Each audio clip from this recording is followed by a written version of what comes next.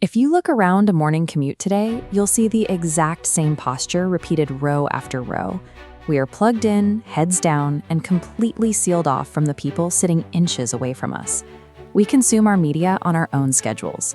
We watch from the safety of our couches, flipping through endless digital catalogs to find something to fill the silence in the background. But this quiet isolation is a complete historical anomaly. For nearly all of history, to be entertained meant giving up your personal space and surrendering to the chaotic, deafening energy of a massive crowd. To understand how our ancestors survived, connected, and worshipped, we can not only study their battlefields, we have to look at the immense physical spectacles they built for play. In ancient Egypt, the line between holy worship and a massive street party did not exist. During the annual Opet festival, statues of the gods were carried through the streets surrounded by thousands of cheering citizens. This painted relief gives us a glimpse into those grand celebrations. These events could stretch on for days, uniting the elite and the working classes through shared feasts, lively dancing, and the constant rhythm of harp music. Even behind closed doors, a simple evening game held high spiritual stakes. This is Senet, an Egyptian board game where moving a piece across the wooden grid simulated the soul's perilous journey through the underworld toward the afterlife. The Greeks applied that same sacred intensity to physical competition. The original Olympic Games were literal, sweat-soaked offerings to Zeus, where athletes competed for divine favor and lifelong celebrity status. This black figure vase depicts the pancration, a combat sport where the only forbidden moves were biting and eye gouging. The Greeks called this agon, a sacred struggle, where an athlete's endurance of pain served as a supreme tribute to the gods. In their eyes, the intensity of the violence measured the depth of the offering.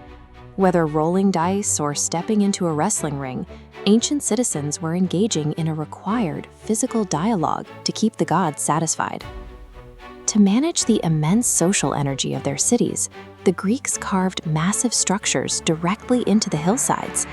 These open-air amphitheaters became the ultimate venues for the entire community to gather and share a collective emotional release. Their engineering achieved a flawless distribution of sound. Even without modern speakers, the geometry of the tiered stone seating meant a politician being mocked on stage could be heard perfectly, down to a whisper, by a spectator in the very back row.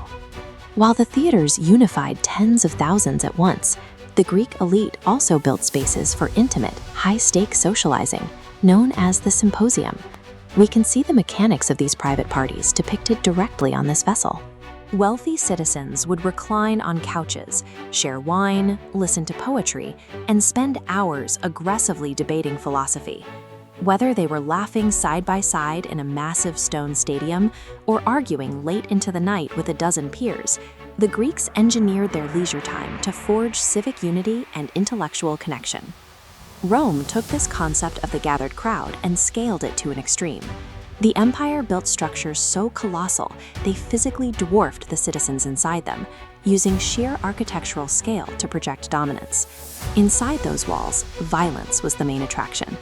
This surviving mosaic captures the reality of the arena floor, where heavily armed gladiators and exotic wild beasts were pitted against each other in contests that could last from sunrise to sunset. Yet even the Colosseum was dwarfed by the Circus Maximus. In its prime, this sprawling track could pack in 250,000 screaming fans at once.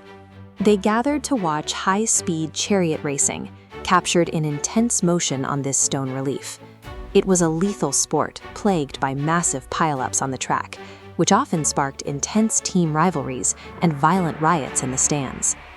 Roman emperors paired these massive spectacles with a literal handout, distributing free grain to thousands of spectators as they entered.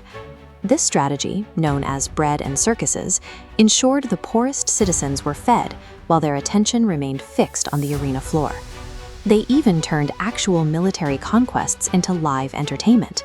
Victorious generals led massive parades through the streets, parading captured foreign kings, exotic animals, and mountains of looted treasure directly past the cheering public.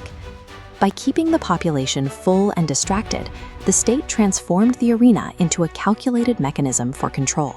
These blood sports maintained order by ensuring the masses remained passive and dependent on the emperor's generosity. Across Egypt, Greece, and Rome, Having fun was an intensely loud, communal act. You experienced it elbow to elbow with thousands of your neighbors, bound together by shared faith, public spectacle, and the overarching shadow of state power. That collective energy stands in sharp contrast to the way we live now. Today, we consume our stories in private, clicking a button to watch exactly what we want, almost entirely alone. We have certainly gained a lot in the exchange. We have infinite choices at our fingertips, and our entertainment no longer requires a lethal physical risk or a literal blood sacrifice. Our screens provide us safe, unlimited access to the globe. But in return, they have completely silenced the prime. Ancient people were master engineers. Subscribe to Ancient Archive Blueprints as we explore more master designs from the past.